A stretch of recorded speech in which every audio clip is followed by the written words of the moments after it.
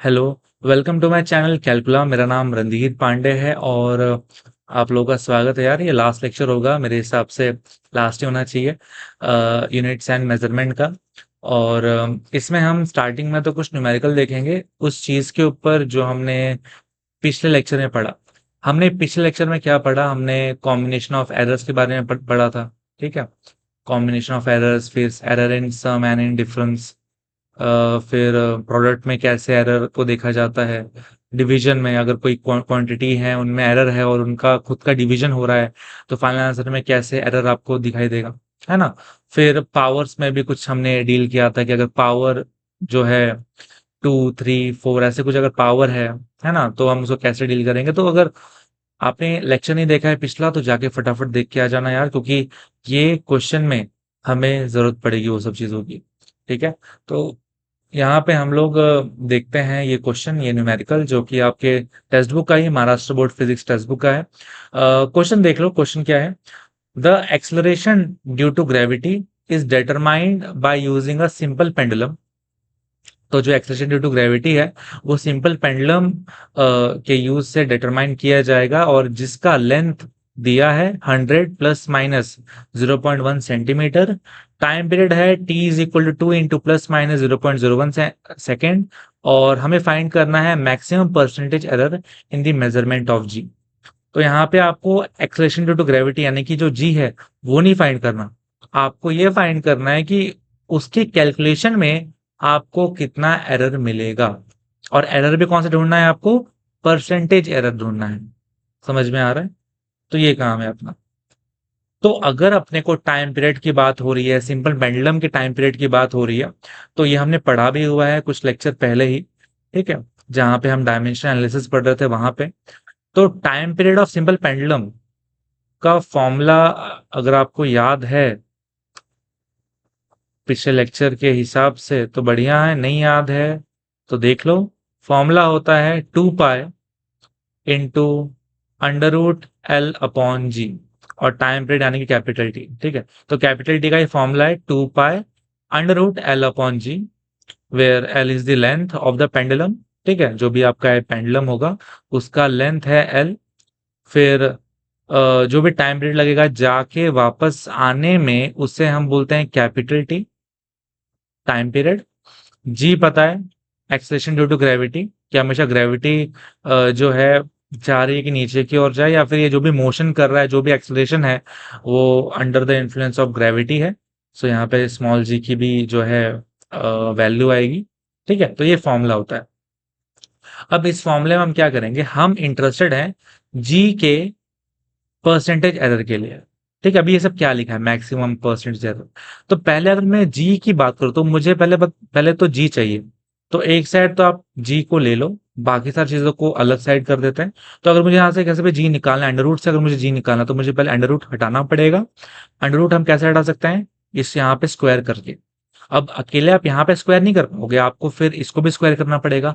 आपको इस साइड में स्क्वायर करना पड़ेगा, मतलब हम यहाँ पे ये करते हैं कि squaring both the sides, squaring both the sides. अगर हम दोनों साइड को स्क्वायर करें तो देखो, लेफ्ट साइड में टी है तो टी का क्या हो जाएगा, स्क्वायर। और राइट साइड में पहले इसका स्क्वायर कर लो, 2 का स्क्वायर इज 4, पाई का स्क्वायर पाई स्क्वायर। ठीक है, फिर जो अंडर रूट है ना, उसका अगर आप स्क्वायर करोगे, अंडर रूट का अगर आप स्क्वायर करोगे तो स्क्वायर और रूट क्या हो जाएगा, कैंसल। तो क्या बचेगा, T² = 4 पाई स्क्वायर। यहाँ पे आपका बचेगा L/G।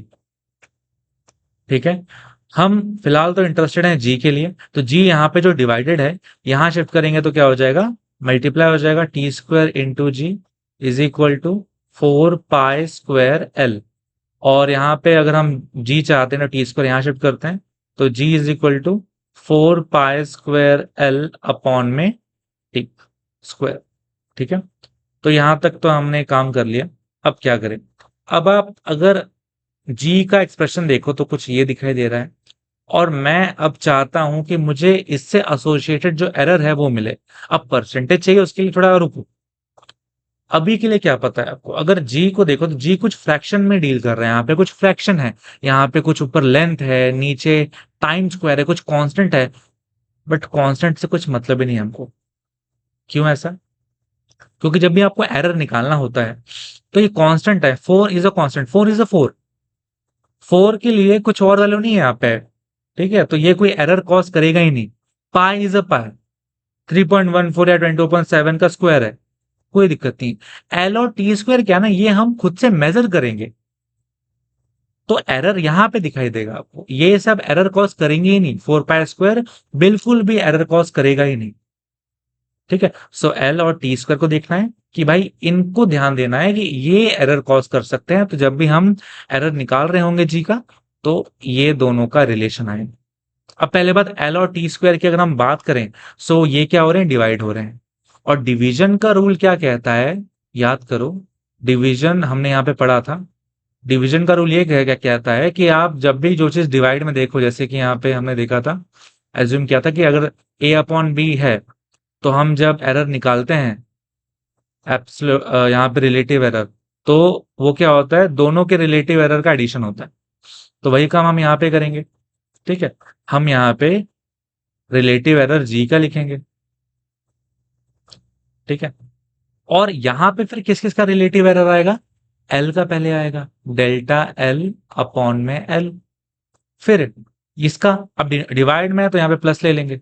अब इसका जब आप टी का जब रिलेटिव एरर लिखोगे, डेल्टा टी अपॉन में टी, तो जो यहाँ पे स्क्वायर है ये कैसे आ जाता है, ये आगे कोएफिशिएंट में आ जाता था। पिछला लेक्चर के हिसाब से मैं बता रहा हूँ ये। अगर ये चीज आपको नहीं पता है, नहीं समझ में आए, तो यार ये मैंने अच्छे से एक्सप्लेन किया हुआ है मेरे पिछले लेक्चर में, तो उसे देखो। ठीक है, और हम ये चीज कैसे लिख पा रहे हैं, ये हम लिख पा रहे हैं using result from error in division, error in division. ठीक है, तो ये चीज है। उसके बाद अगर यहां पे आप देखिए ध्यान से, तो ये आपका रिलेटिव एरर हो गया। मुझे क्या बोला है क्वेश्चन में, मुझे बोला है क्वेश्चन में कि भाई परसेंटेज एरर फाइंड करो। तो ये डेफिनेशन हमने पढ़ा था परसेंटेज एरर में, कि अगर मैं रिलेटिव एरर को ही, इस रिलेटिव एरर को ही अगर मैं यहाँ पे 100 से मल्टीप्लाई कर दूं, तो ये परसेंटेज एरर बन जाएगा। ठीक है, तो ये भूलना नहीं है बिल्कुल भी। So as percentage error, error is equal to क्या, ये जो आपका रिलेटिव एरर है जी का, इसमें हम क्या कर देंगे, 100 मल्टीप्लाई कर देंगे, तो ये हो गया आपका परसेंटेज एरर। सिंपल। अब डेल्टा जी अपॉन जी की वैल्यू क्या है, डेल्टा जी अपॉन जी की वैल्यू ये है, पुट कर दो फटाफट। Delta L upon L plus 2 delta T upon में टी इंटू 100। सही है। अब बारी है वैल्यूज पुट करने की, वैल्यूज पुट करना अब जरूरी है। ठीक है, अब आपको जो डेटा दिया है, अभी ये सब तो काम तो हो गया हमारे हमारे खुद के लॉजिक से इतना काम हुआ है। अब वैल्यू जब पुट करेंगे तो कैसे करेंगे, देखो, ये लेंथ का जो वैल्यू है, इसमें से ये है उसकी एक्चुअल वैल्यू, और ये क्या है, ये है उसका एब्सोल्यूट एरर। भूले तो नहीं हम, जब भी, जैसे अगर मैं ए का मेजरमेंट लिखता था तो मैं कैसे लिखता था, ए प्लस माइनस डेल्टा ए, मतलब पहले जो चीज आई है ये उसकी एक्चुअल वैल्यू है, और उसके बाद जो डेल्टा ए है वो उसका एरर है। तो वैसे ये लेंथ की वैल्यू है, यानी कि एल की वैल्यू है, और ये डेल्टा एल की वैल्यू है। ये एल की वैल्यू और ये किसकी वैल्यू है, डेल्टा एल की वैल्यू है। वैसे ही ये टाइम की जो वैल्यूज दी है ना, ये जो है, ये टाइम टी की वैल्यू, और ये किसकी वैल्यू, ये उसका एरर है, यानी कि डेल्टा टी की वैल्यू ये है। समझ में आ रहा है? तो ये सब चीजें यहाँ लिखनी पड़ेगी। हम यहाँ पे लगे तो लिख लेते हैं। ठीक है, ये हटाते हैं और लिख लेते हैं एज, हमें एल क्या पता है, एल यहां से लिख लेते हैं। ठीक है, एल है 100, डेल्टा एल है 0.1। ठीक है, तो एल है 100, फिर डेल्टा एल है 0.1। ठीक है, उसके बाद टाइम की बात करें, जो टी है T2 है, और डेल्टा टी क्या है, 0.01। ठीक है, तो आपका जो टाइम है वो 2 है, और डेल्टा टी है 0.01। सही है, बढ़िया है। बिल्कुल। अब इसमें ही पुट कर देंगे, परसेंटेज एरर के फॉर्मूले में पुट कर देंगे। तो डेल्टा एल अपना कितना है, डेल्टा एल 0.1 है, उसे यहाँ पे पुट करें तो 0.1 अपॉन में, यहाँ नीचे क्या दिख रहा है आपको, एल दिख रहा है, और एल की वैल्यू कितनी है, एल की वैल्यू है 100 plus 2 into delta T. Delta T अपना क्या, डेल्टा टी अपना 0.01, और नीचे टी है, टी की वैल्यू कितनी है 2, ठीक है, इंटू क्या 100, बस इसे सॉल्व करना है। तो 0.1 में 100 से डिवाइड करेंगे तो पॉइंट, 2 डिजिट कहाँ शिफ्ट होगा, लेफ्ट में शिफ्ट होगा, तो आपका जो वैल्यू बनेगा क्या बनेगा 0.001। यहाँ पे क्या कर सकते हैं, 2 और 2 डिवाइड होगा, क्या बचा यहाँ पे फिर 0.01 इंटू 100, ठीक है। अब जब इन दोनों को आप ऐड करोगे तो आपको क्या मिलेगा 0.011, है ना, यही मिलेगा। फिर अपना इंटू 100, ये कितना आ जाएगा, 100 से मल्टीप्लाई करेंगे तो 2 जीरो, इसलिए आपका पॉइंट 2 डिजिट राइट में शिफ्ट हो जाएगा, यानी कि ये बन जाएगा 1.1, ठीक है। और ये एट द एंड क्या था, परसेंटेज एरर, तो यहाँ पे आप डालोगे परसेंटेज।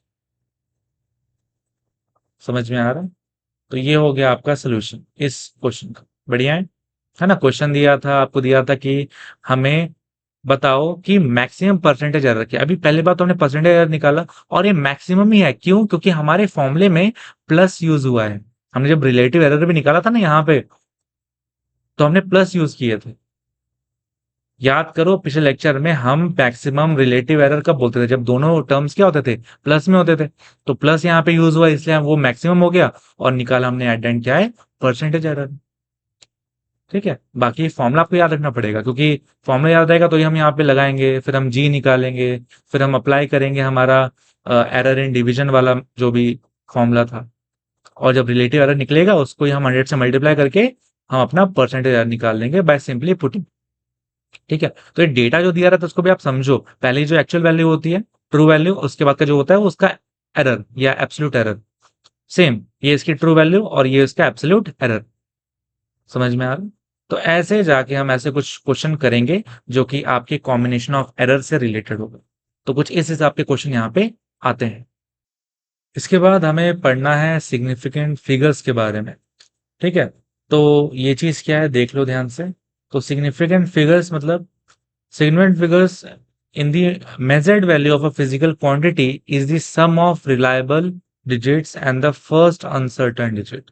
ठीक है, तो ये तो आपकी डेफिनेशन है कि significant figures मतलब कुछ फिजिकल क्वांटिटीज में जो भी रिलायबल और अनसर्टेन डिजिट्स जो स्टार्टिंग के होंगे उनका सम होता है। ठीक है, अब ये थोड़ा बताना, एक्सप्लेन थोड़ा सा मुश्किल है, उससे बेटर आप ये याद रखें कि सिग्निफिकेंट फिगर्स मतलब क्या। कुछ ऐसे फिगर्स होंगे जो कि मुझे एक्यूरेसी एंड प्रिसीशन, किसी मेजर्ड वैल्यू की एक्यूरेसी और प्रिसीशन के बारे में बताएंगे। जितने ज्यादा सिग्निफिकेंट फिगर्स, उतनी ज्यादा एक्यूरेसी या उतनी ज्यादा प्रिसीशन। ठीक है, इसका ये मतलब है, सिंपल।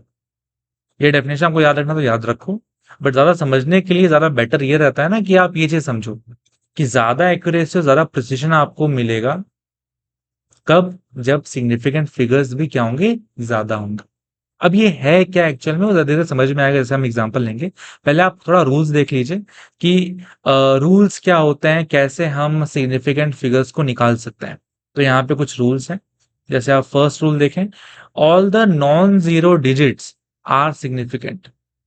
जो भी नॉन जीरो डिजिट्स हैं, कोई अगर नंबर मैंने आपको दे दिया और उसमें लेट से हर एक जो नंबर है वो नॉन जीरो है, मतलब जीरो के अलावा जो भी नंबर्स है, तो हम सारे नंबर्स को सिग्निफिकेंट मानेंगे। ठीक है, जैसे कि एग्जांपल ले लो आप लोग, जैसे कोई ऑब्जेक्ट का कोई वॉल्यूम है, और ये वॉल्यूम है 178.43 सेंटीमीटर क्यूब। तो यहाँ पे आप जो भी नंबर देख रहे हो, चाहे 17843, जीरो नहीं है यहाँ पे। ठीक है, जीरो नहीं है। और ऐसे ही कितने नंबर हैं, ऐसे ये 5 नंबर हैं, टोटल कितने नंबर है, ये 5 नंबर है। इसलिए इस वैल्यू में टोटल 5 सिग्निफिकेंट डिजिट्स हैं या 5 सिग्निफिकेंट फिगर्स हैं, और वो कौन कौन से, वही जो नंबर्स दिए हैं 17843। क्लियर है? तो पहला रूल ये कहता है कि अगर नॉन जीरो नंबर्स हैं, नॉन जीरो मतलब बिना जीरो के कोई और नंबर हैं, तो वो सिग्निफिकेंट डिजिट्स होंगे। फिर सेकंड जो है रूल, वो है all the zeros between two non zero digits are significant. अगर जीरो हैं, तो अगर वो दो नॉन जीरो डिजिट्स के बीच में है, तब आप उनको भी सिग्निफिकेंट बोलोगे। क्या बोला मैं? अगर जीरो हैं बट वो दो नॉन जीरो नंबर्स के बीच में है, तो वो जीरो को भी आप सिग्निफिकेंट ही बोलोगे। जैसे आप एग्जांपल लिख लो, लेट से मास निकाला गया है 165.02 ग्राम का। अब यहाँ पे आपको जीरो दिखाई दे रहा है, बट ये जीरो के पहले वाला नंबर भी जो है वो नॉन जीरो है, और जीरो के बाद वाला नंबर भी क्या है, नॉन जीरो है, जीरो के अलावा है। तब आप इस जीरो को भी सिग्निफिकेंट बोलोगे। समझ में आ रहा है? तो यहाँ पे टोटल कितने सिग्निफिकेंट डिजिट्स हो गए? 1 2 3 4 एंड 5। समझ में आ रहा है? जीरो है, तो अगर वो दो नॉन जीरो नंबर के बीच में है, तब आप उसको सिग्निफिकेंट बोलोगे। तो काउंट करके अपना आ गया यहाँ पे 5 सिग्निफिकेंट डिजिट्स। उसके बाद नेक्स्ट आप लोग देखो, नेक्स्ट रूल जो है, if the number is less than 1, the zero और the zeros on the right of the decimal point and to the left of the first non-zero digit are not significant। क्या है मतलब? देखो, मान लो कि आपका जो नंबर है वो 1 से छोटा है, तो अगर जो भी जीरोस आएंगे, जो भी जीरो या जीरोस आएंगे on the right of the decimal point, decimal point के राइट में, and to the left of the first non zero digit, और आप यहां पे देखोगे तो नॉन जीरो डिजिट कौन सा आ रहा है? ये आ रहा है। इसके लेफ्ट में आने वाले जो भी जीरोस होंगे वो सिग्निफिकेंट नहीं होंगे। वापस बोल दो, ध्यान दे दो। अगर मान लो मेरा जो नंबर है वो 1 से छोटा, भी आप ये नंबर को देखो 0.001405, डेफिनेटली 1 से छोटा है। अब इस नंबर में आप देख रहे हो स्टार्टिंग में आने वाले, लेफ्ट साइड में आने वाले जो भी जीरोस हैं, इनको हम सिग्निफिकेंट नहीं बोलेंगे। क्योंकि आप अगर देखो ना, तो ये वाला रूल भी यहाँ पे सेटिस्फाई नहीं हो रहा ना। सेकंड रूल क्या था अपना, कि अगर जीरो है बट वो दो नॉन जीरो नंबर के बीच में है, तो वो सिग्निफिकेंट हो जाएगा। बट यहाँ पे आप देखो ये जीरो को, या ये तीनों ही जीरो को आप देख लो, तो इनके राइट में चलो नॉन जीरो नंबर है 1, बट इनके लेफ्ट में कोई भी नॉन जीरो नंबर नहीं है, इसलिए ये सिग्निफिकेंट नहीं है। तो सिग्निफिकेंट नंबर बस कितने हुए? इतने हुए, 1405। कितने नंबर है ये टोटल? 4 नंबर है, इसलिए यहाँ पे आंसर आएगा कि यहाँ पे 4 सिग्निफिकेंट डिजिट्स हैं। समझ में आ रहा है ना? आसान लग रहा है अब? ठीक है। अब देखो नेक्स्ट रूल क्या है।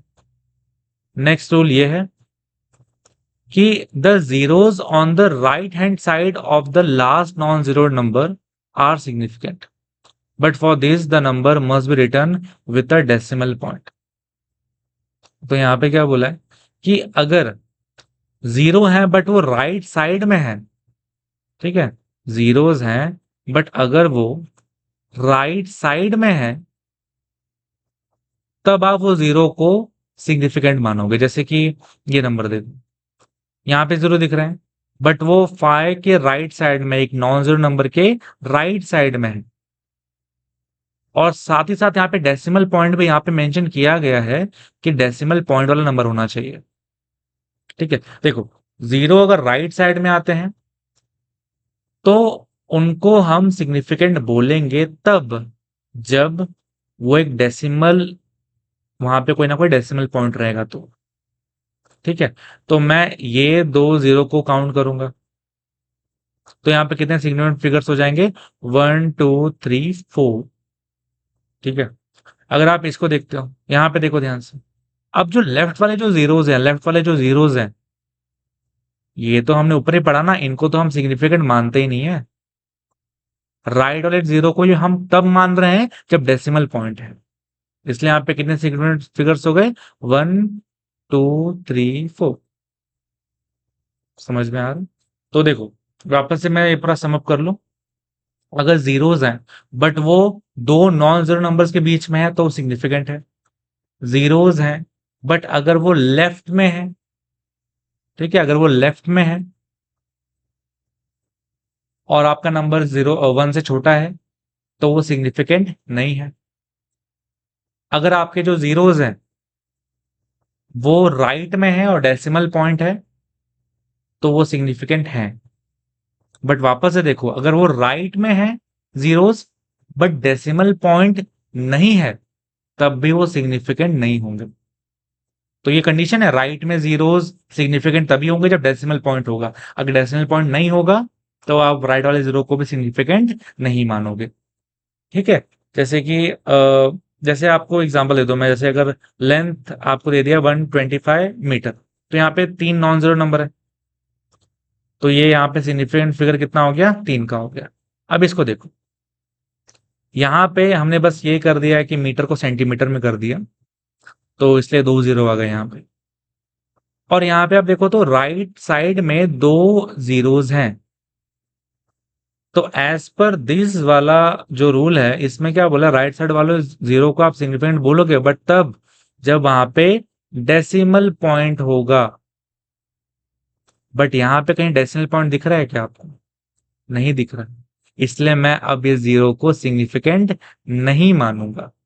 तो आपका जो सिग्निफिकेंट फिगर्स है वो यही है 125, यानी कि टोटल यहाँ पे 3 डिजिट्स हुए, तो इसका भी सिग्निफिकेंट डिजिट्स 3 होंगे। इसको भी देख लो, यहाँ पे राइट में तीन तीन जीरो हैं बट यहाँ पे कोई भी डेसिमल पॉइंट नहीं है, इसलिए ये भी आपका सिग्निफिकेंट डिजिट्स ये नहीं होंगे, बस यही होंगे 3। समझ में आ रहा है? तो ये रूल्स कुछ है, इनको आपको याद रखना पड़ेगा। नॉन जीरो नंबर सिग्निफिकेंट है, जीरो है बट दो नॉन जीरो नंबर के बीच में है तो सिग्निफिकेंट है, रहेगा वो, उसको आप काउंट करोगे। अगर नंबर 1 से छोटा है और वहां पे जीरोस हैं लेफ्ट साइड में, है ना, लेफ्ट साइड में है अगर जीरोस, तो वो भी सिग्निफिकेंट नहीं होंगे।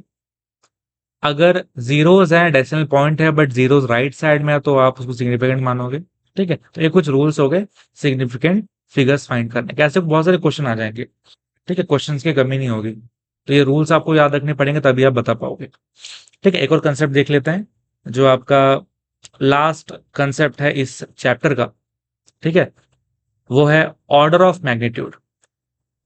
इसकी डेफिनेशन देखें तो the magnitude of any physical quantity can be expressed as a into 10 raised to power n, where a is a number such that a is between 0.5 to 5.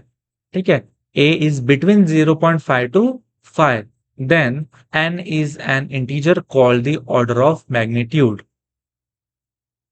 पहले बात क्या बोला है कि आपको कोई फिजिकल क्वांटिटी का कोई भी मेजरमेंट अगर दिया है तो पहले तो आप उसको इस फॉर्म में लिखो, a into 10 raised to n, where a is a number, a कोई नंबर है और n भी कोई नंबर है। ठीक है, तो a कैसा नंबर है, a एक ऐसा नंबर है कि जो a जो भी नंबर है ना वो 0.5 और 5 के बीच में होना चाहिए। 0.5 और 5 के बीच में होना चाहिए। जैसे 0.5 हो सकता है, देखो यहाँ पे एक चीज और देखो, यहाँ पे लाइन आप देख रहे हो और यहाँ पे वो लाइन नहीं है, मतलब क्या कि 0.5 और 5 के बीच में तो रहे बट वो 0.5 के भी इक्वल हो सकता है, वो 0.5 से भी इक्वल हो सकता है, इसलिए यहाँ पे नीचे डैश सा आप देख रहे हो, बट वो यहाँ पे नहीं है, मतलब वो जो वैल्यू होगी वो 5 से इक्वल नहीं होगी। ठीक है, तो देखो दोनों के बीच में होना चाहिए।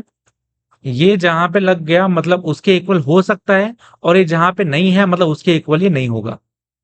तो ये कंडीशन लेके चलना है कि आपकी जो नंबर है वो 0.5 से 5 के बीच में रहे, और 0.5 भी हो सकता है वो। साथ में ये जो पावर में आप n देख रहे हो, 10 की पावर में जो आप n देख रहे हो, ये कोई भी इंटीजर है, पॉजिटिव नेगेटिव जीरो, है ना, चलेगा। तो इस फॉर्मेट में जब रहेगा, इस फॉर्मेट में जब रहेगा, तब आप जो n आपको मिलेगा ना, n को ही आप क्या बोलोगे, ऑर्डर ऑफ मैग्नीट्यूड। एन को आप क्या बोलोगे, ऑर्डर ऑफ मैग्नीट्यूड। वापस से देख लो, मुझे जो भी फिजिकल क्वांटिटी का जो ऑब्जर्वेशन मिला है उसको मुझे पहले इस फॉर्म में करना है,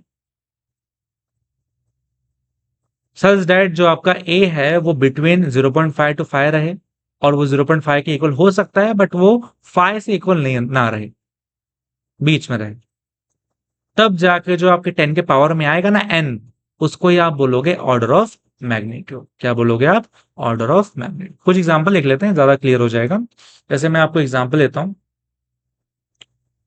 लेट्स से मैं आपको बताता हूँ स्पीड ऑफ लाइट।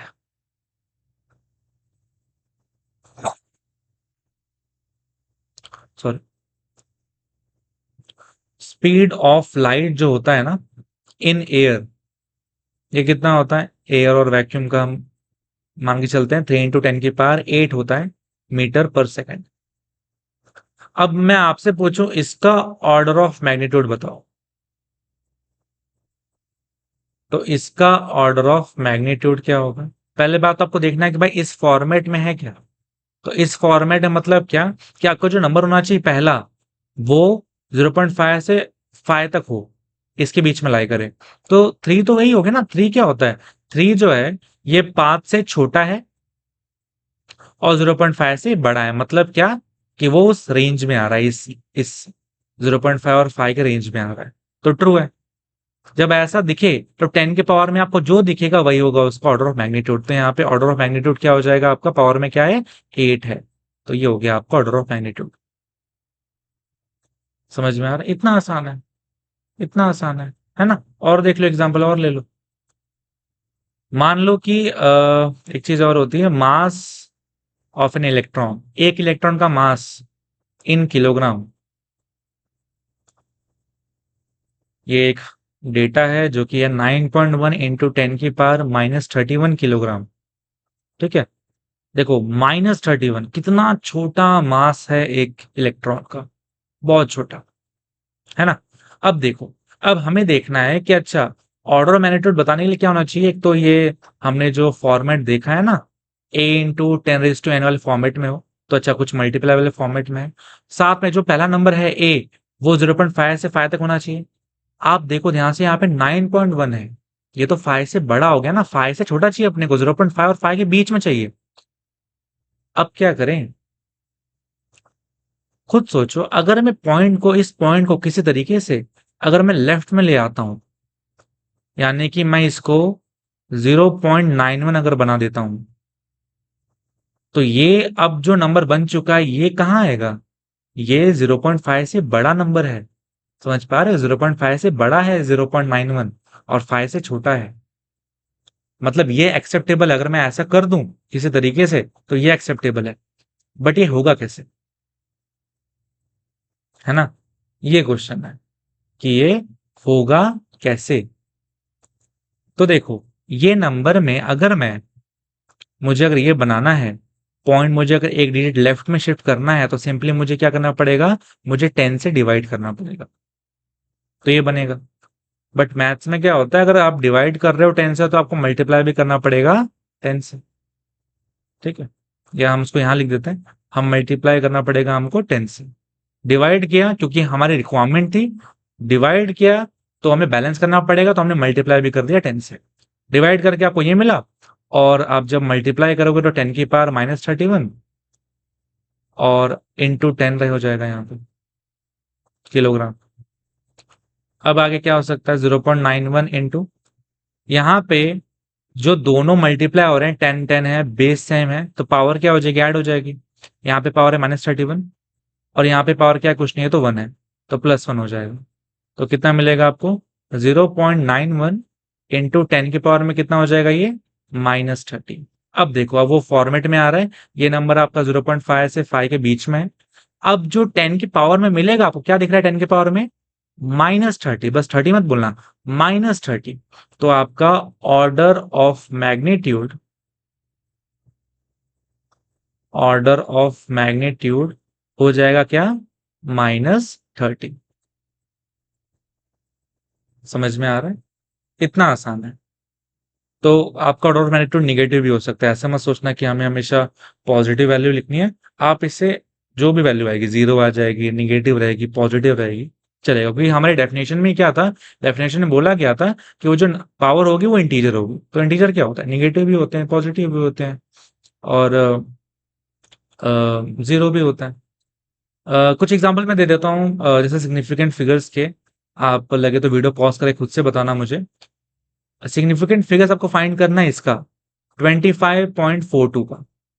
तो इसका सिग्निफिकेंट फिगर कितना आएगा? वीडियो पॉज करके फटाफट बताओ। 3, 2, 1। तो यहाँ पे 4 नंबर हैं और चारों ही नॉन जीरो हैं, तो as per the rule non zero number हमेशा क्या होते हैं? सिग्निफिकेंट होते हैं। तो यहाँ पे कितने डिजिट्स दिख रहे हैं आपको? 4। तो यहाँ पे जो सिग्निफिकेंट फिगर है वो कितना हो जाएगा? 4। बहुत बढ़िया।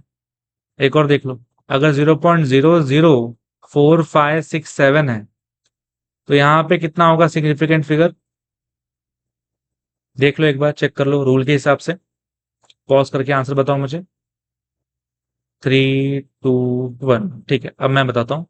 तो क्योंकि ये एक नंबर है जो कि 1 से छोटा है और यहाँ पे लेफ्ट में कुछ जीरोस दिखाई दे रहे हैं मुझे, तो जो लेफ्ट के जीरोस हैं ये क्या होंगे? सिग्निफिकेंट नहीं होंगे।